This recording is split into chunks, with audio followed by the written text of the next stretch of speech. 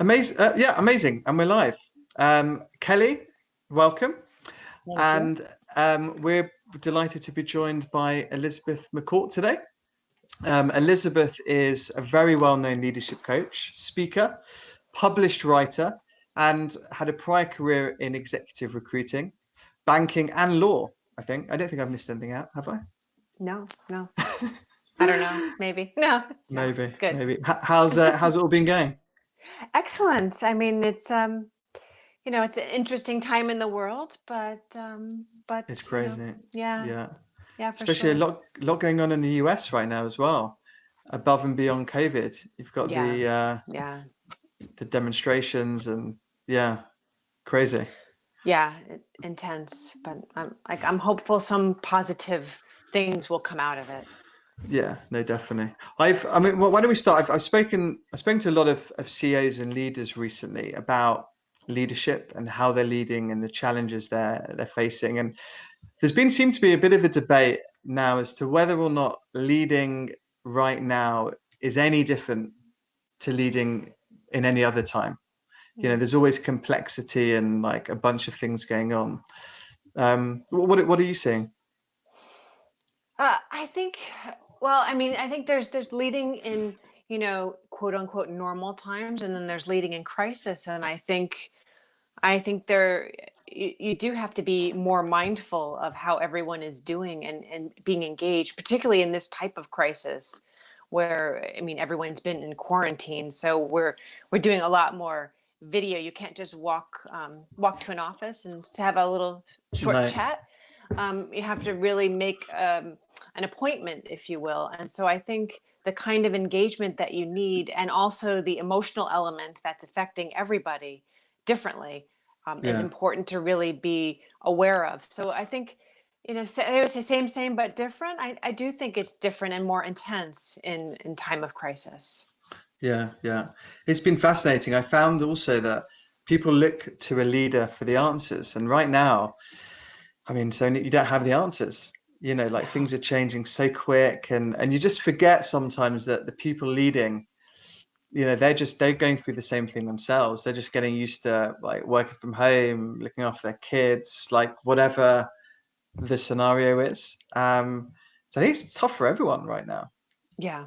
Yeah. I think no one is immune, and everyone is affected differently. Some more serious than others, certainly, especially in people managing multiple things like families and kids and parents. And I think it adds a dimension that we're not used to even putting No, into the workspace. no. Also, leading a team that's like so virtual as well. I mean, there was a lot of clients now are sending out surveys to their employees, asking them, you know, when do they want to come back? Are they even planning on coming back? Like, what do they want? Because I think the good thing to come out of this is going to be choice of how you want to Right. like organize your work. And so now you're finding that it's going to be a bunch of people who really want the face-to-face contact. Then, you know, on the other side of the coin, people who value working from home. So leading and Right. managing these teams is going to be quite interesting. Yeah, no, I agree. And I think it's everyone's sort of anxious to get back to business in a way, but also have that compassionate element of, if you have a situation that doesn't allow you to go back, or you're fearful, or you have a health issue, how do you make that balance of productivity and empathy as we Yeah, sort of navigate into, I guess we're calling it reentry, if you will. yeah, interesting. I'm actually in my office today for the first time. It's I amazing. noticed that. I noticed Yeah, that, Lewis. I'm so happy I for know. I'm quite extrovert, and I really get energy from like meeting people face to face. So I found it quite tough being at home all the time. And so I've adapted, but it's taken me a bit of time. But as the UK, because I'm in London, has started to slowly come out of lockdown, we've been able to do walk and talk meetings. So people meet Mm. for coffee and you have a walk, and in our office there's quite a lot of space. So me and another colleague, we've decided to come in for the first time and work about 1 million meters apart from each other. That's bef- exciting, though. it's so exciting. It's like, but it just it's just given me like a little boost of energy. It's weird. It's like, you know, changing things up a little bit. Yeah, It's fun. amazing. I had a socially distanced coffee with someone yesterday, and I just didn't realize how much you missed that personal interaction. Yeah. So I it's really interesting. Yeah, I spoke to a psychiatrist, and they said a lot of people, whether they realize it or not, feel a feeling of grief after a video call, because it's quite tiring, a video call, and you end up like this feeling of actually missing the person in person, like missing seeing them in person. It's quite interesting actually, and you end up with so many video calls now. It's So crazy. many. Yeah, so Yeah. many. So I know you're writing a book right now on I am. nonlinear mindset or nonlinear thinking. And I was doing my research, and I know Kelly was as well, on what it all is, but would love to hear exactly what it is. I said, what is it? Is there anything else out there? I mean, it's something I sort of made up. Um, I think there is some thought on this.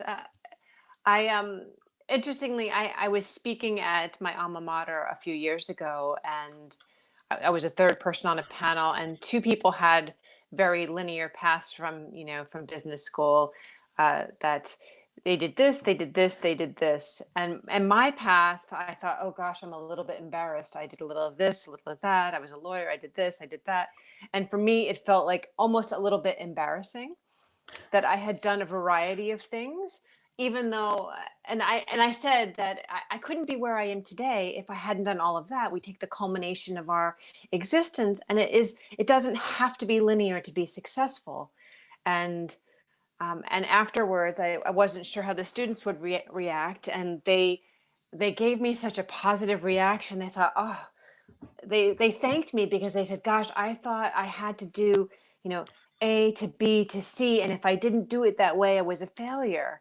And you've given me this perspective that it's not failing. If I've tried this and it doesn't work out so well, I can take what I learned from that and try this.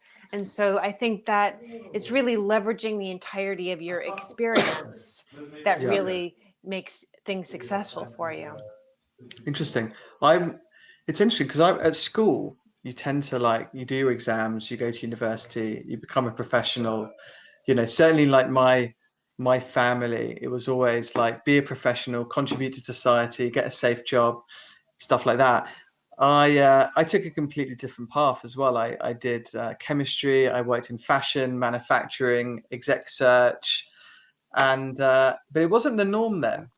Like, there's a lot of social pressure to, like, pick a path early, Yes. Yes. It's like peer and pressure or social pressure or maybe even parental pressure as well.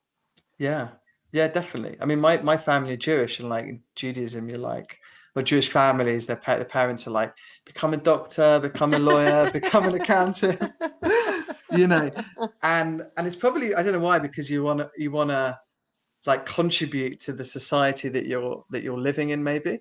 Um, so it took me actually quite a while to just, like, none of that was for me, and yeah, but it's hard to do though. It's really hard to do. I still even think now it's still quite tough when you're young to pick, like, to just Oh, go down your path. I think it's really hard. I think maybe sort of the if you could be open that it doesn't have to be right the first time around, that sort of embracing that element of failure, or that things might not, we're not necessarily failure, but it could be failure or not working out, and that you have to be resilient and learn how to pivot. I think that's the most important thing, is really learning that element of, wow, that did not work. But this part of that worked. So I might take this little part and then change it to find the next thing. But I think it's not easy. We have to learn. Some of us are naturally resilient, and then some of us have to, I guess it's a skill that you can learn. So you can learn how to be more resilient, sort of take what you've learned and, you know, scrap the part that doesn't work, learn And from just, it, and pivot, learn, move on. is it resilience though? Do you think that, like, what is it that makes people feel comfortable with trying different things, or feeling comfortable being uncomfortable? I think it's more that being comfortable being uncomfortable, because let's face it, change is hard. Trying new things can be really scary. Entering into a new business, a new venture, it's all kind of scary. I like to say, if you're not a little bit scared, then maybe you're not pushing it hard enough. But that's me personally. I enjoy being a little bit uncomfortable, and I don't know if you ever get completely comfortable with the uncomfortable, but you can use it as fuel, right? Yeah. You can really Yeah. use that as fuel and not something, because there's that discomfort that paralyzes you and you stop. And then there's that discomfort that fuels you to go forward, Yeah. which No, that's is true. particularly true in recruiting, really, because there is a lot of failure in recruiting, because you have to, to find the right person. I mean, I know from being a recruiter for so long that if you're not used to people saying no and sort of getting over that, then you won't last very long in the business. Recruiting's tough. Absolutely. You go through so many ups and downs, and you're just, one day you're here, the next day you're here. Sales type jobs generally, it gives you big ups and downs. It's taken me a while to keep my mood Exactly. really just steady. I don't get too up or too down anymore. Yeah. I'm a bit. But what Yeah. about people though? I mean, it doesn't suit everyone, right? Like trying different No. things. A lot of people are really quite uncomfortable with it. How do you? I mean, I guess it's such a young age when you're going on this journey. How can you tell what type of person you are? Oh, I think, especially when you're young, and I mentor some young people just in college, and I say, what, like, there's the path you need to take, right? If you're going to be an accountant, you have to take all those accounting classes. And I always say, but take something just that's random, that follow your nose. What are you interested in? Are you interested in literature? Are you interested in theater? Are you interested in sports? Are you interested in communications? Like, take something a little bit random, and just because it feels interesting or good to you and fun, and just play with that. So I think learning is about play. And even when I'm working with people too, I say, follow your nose, read a book, read an article, um, take a class, eat something different, just play a little bit. And I always say that even if you're, right side of brain, flex, do the mental jumping jacks with the left side and just do something, different. Doesn't matter. It doesn't have to be pertinent to your work. It just flexes that other side of you. And that's really Yeah, important to do. yeah. It's hard to do. You don't get taught that at school, certainly in the UK. No. No, not, yeah, it's true. In the UK and Ireland, I know it's quite, you decide It's that like, early, and then you have to go all the way. And that can be really yeah, tough in the future. yeah, yeah. And I know in the US you don't have to specialize so early. You do like a range of, even at university, I think you can take majors and minors and stuff. Here, you have to specialize at like 16, 17, you're Young. deciding. Yeah, Like, really young. it's like, and then you just don't learn how, I mean, talk about learning. And me and Kelly spoke about it yesterday, learning how to learn, learning how to experiment and choose things. You just don't get taught it. And I guess as you get older, again, as you do coaching with leaders and stuff, it's uncomfortable to try different things. It is. It's scary. It's like, oof. And I even had people say, gosh, but I've been doing this my entire life. And obviously I can't make someone change. You have to decide if you want to change. So, Yeah. but I think it's always worth it I think to learn something and flop is still worth it. Can you learn to think non-linearly? Or I think you can learn to play with it. It may not be, a comfort level, but I think it's important to learn how to play with it. That because life isn't linear, is it? I mean, we had this COVID, like we were all in January had a year plan, which was, objectives of what you want to accomplish in a year. And then we had a curveball thrown in. yeah. And 3 months of quarantine and social distance for who knows how long. And I think there are going to be uncertainties. This was quite a large uncertainty, that popped in and you had to factor for and pivot in a lot of businesses. I think if you stayed on that, I need to have the same objectives that I had in January. Well, that's just not realistic this year. Yeah. So this is actually forced the hand to say, okay, I have to change, I have to retool, I have to pivot a little bit, because otherwise, because what was relevant in January and February, this year's such a good example, it may not be relevant at all today. Yeah. No, And that's true. which is scary. And hopefully ultimately a positive, but I know for a lot of people it's not. If you didn't want to change, I talked to someone and they said, no, I worked very hard and this is my niche. I just wrote a chapter about this. This is my niche and this is what I'm doing. And this niche is it's no longer relevant. It's Right. there is zero income level from this particular niche of this person. And until they want to change, it would be zero. So I think maybe it just took a while to embrace the fact that it's changed. The mark has changed, and diversity in business is always important. And I think particularly in this environment, if you're diverse, you're probably doing better than someone who has only had one particular niche. True. No, I was speaking to a friend of mine actually, and they organize events, live events. Yes. And he's been doing live events his whole life, and suddenly there's no live events. He's unfortunately lost his job, and he's like, what do I do? Yeah. You know, I'm like mid-40s, I've got to retrain. Mentally, it's really hard to get your head around that stuff. Yeah. Yeah, same. This person I talked to was also in the event business, and I think it's crushing. It's crushing, but I think it's, once you get over there, I mean, that is a grief, and people have been writing about that. That is a serious grief, because what was can't be. But he and the person I spoke to, there are elements of what he's done and strengths that he has that can translate. He's just going to have to, anyone is going to have to test what works, or invent something that works. And it might not be right the first time, and that's where the resilience element comes in. Yeah, no, that's very true. That's very true. I'm also finding, I don't know if you are, a lot of leaders just really struggling also to get their heads around this stuff. Pivoting their business models, changing their way they lead, manage, trying to do the Zoom calls even. You have like, I don't know, 10, 20 people in your leadership team, and half of them have their cameras off. Some are engaged, and you're trying to, I don't know, be inclusive, get everyone on board, keep the morale going, and it's super tough. There's a lot of stuff you need to learn really quickly right now. Yeah, it's interesting because it's always a Zoom fatigue, like, oh, another Zoom meeting.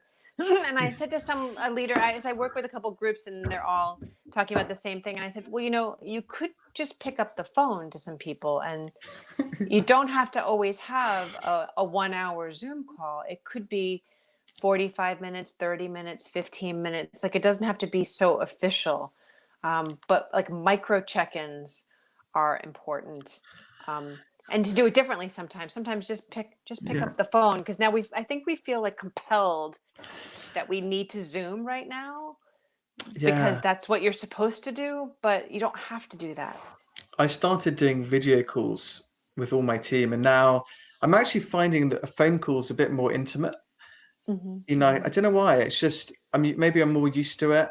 And also you have the patter, like when sometimes on these calls, you kind of, you speak over someone, or you miss the cues in the normal conversation. Mm-hmm. Whereas on a phone call or face to face, it was so well practiced at it. I don't know whether it is, but I've been doing a lot more phone calls. You're right, and the Zoom's tiring.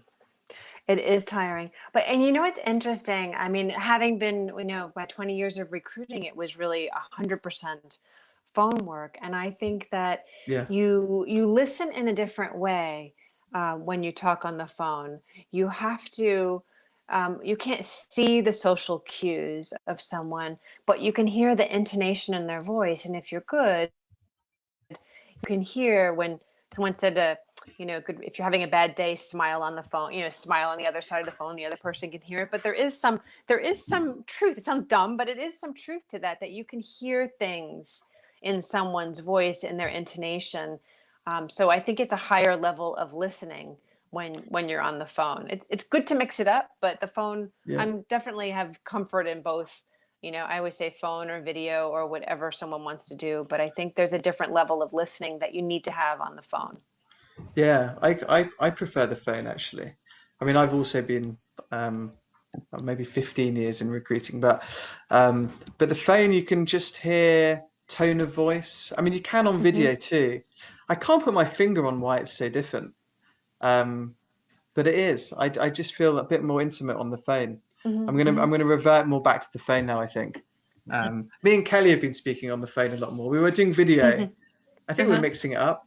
Yeah, I think in the beginning we did a lot of video, but I'm better on the phone. I like being on the phone. It is a different level of listening, Elizabeth. I agree with you on that. There's not even a question. So I think that we have to, that you have that connection at a higher level when you're on the phone. When you're doing these video calls, you're so concerned with what's going on in the background, and how you look, or how you're presenting, and you're not focusing on the content of the conversation. Yeah, that's true. You get a lot of external distractions. So yeah, that's true. Especially when there's like a group call as well. It's quite hard to get the dynamic right. Phone call is often just one-on-one, and you have the dialogue and stuff. And I think it's really interesting. What are you seeing as some of the kind of the best leadership practices to emerge now, as we're kind of, I don't know, 2.5 months in? Are you seeing anyone do anything that's kind of different and worked well? Well, I think there is, interestingly, Zoom and phone, there is another level of engagement because you can't walk over to the kitchen, the water cooler, whatever. You can't go have lunch or coffee. So I think that I just spoke with a leader I've been working with for 6 months yesterday, and some of his feedback from the team was that this COVID quarantine has been really good for his engagement because he's been making those micro calls and checking in with people and listening. And so, and having those, really having the one-on-ones, because sometimes you say you're going to have the one-on-one and then you don't have the one-on-one. But I think if you don't do it, you're just not going to see them roaming around the office to ask them something. So I think that conscious engagement, I think, is really a positive. And getting to know people a little bit. There's that, you would not know that, someone has a screaming baby or a dog or an ill family member. And it's not something, I said, there's too much authenticity and transparency, but then there's sometimes we just need to know those little personal things about someone, which actually probably makes more of a connection and an understanding of the other. And I think we've been more forgiving to each other from those so interruptions that might have made you angry before, like a child on the video or a dog or something, that now we're sort of, okay, hi, I kid. agree with that, Elizabeth. I was, Lewis, I think you and I discussed in a previous podcast, probably 25 years ago. I was working from home and working with a big Wall Street client, and I was changing a diaper. And I was like, covering the phone. I didn't want the client to know that I was changing a diaper. Now it's fine. It's the human, it's the human connection, the human element. It's okay. You don't have to be so afraid to show another side of yourself and a personal side.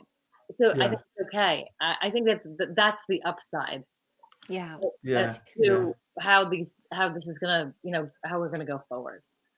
Yeah. So. And it's something, actually, the millennial population, the positive that they've injected into the workplace is some of this like human connection and authenticity. And so I think that this has been a way, that it's been a little bit, there's been some resistance certainly in certain businesses, but I think this has made it sort of everybody's in the same boat here.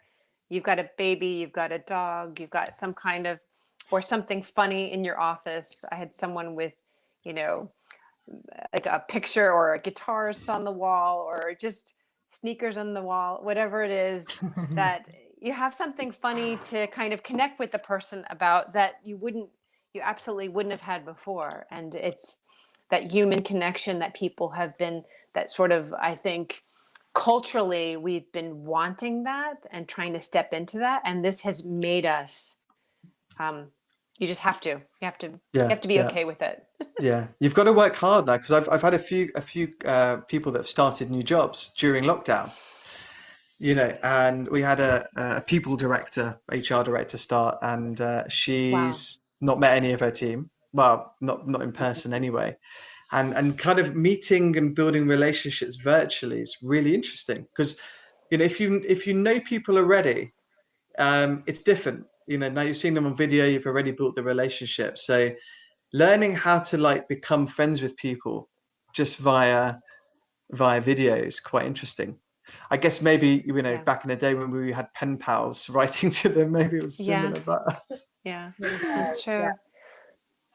Yeah, I know someone who just started a job like very similarly a couple months ago, and sort of right March 1st, and I have a lot of empathy and compassion. It's just that's not easy to develop a global, or like you said, a HR role, and you can't even meet anyone in person, and you have to have these video chats and figure out the dynamics. I think it's really, I think that's really quite challenging, and everyone has to contribute to helping that person sort of feel welcome in a new way, that they're still a part of the organization, even though they can't even be with people of the organization.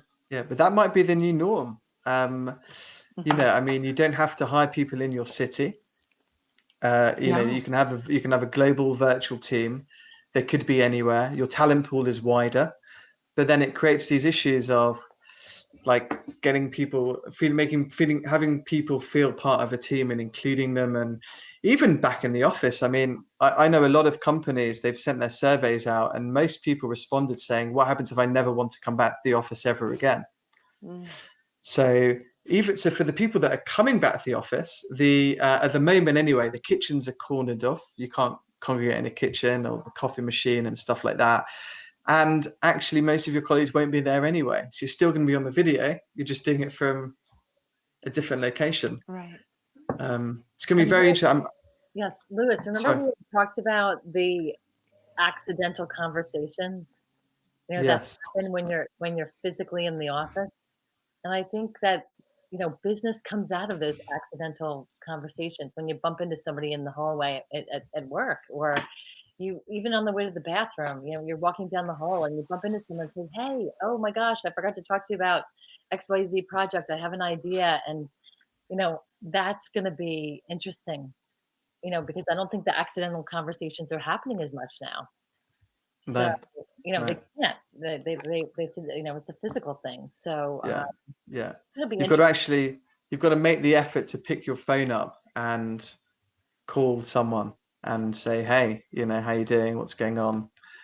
It is different. What can, just maybe last question, Elizabeth, what if leaders are feeling pretty lonely and isolated now, where can they seek help, and what can they kind of start to do and implement? Yeah, I think that's it's interesting.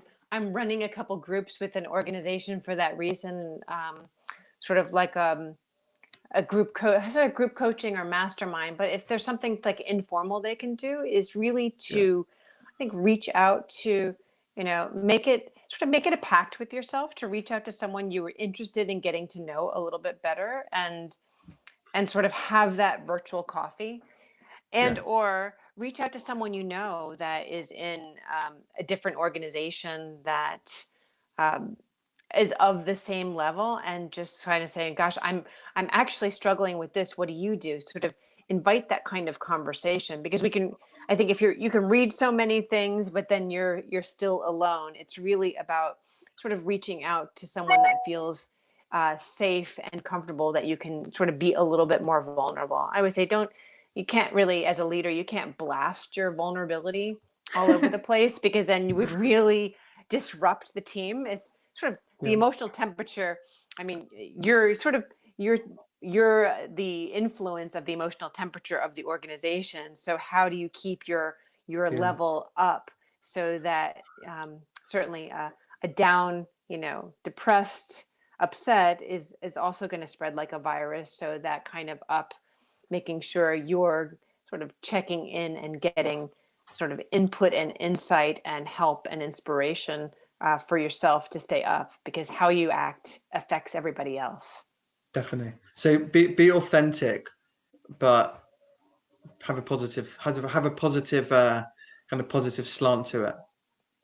I think especially if you're a leader leading a team, there's there's a video that I've often send.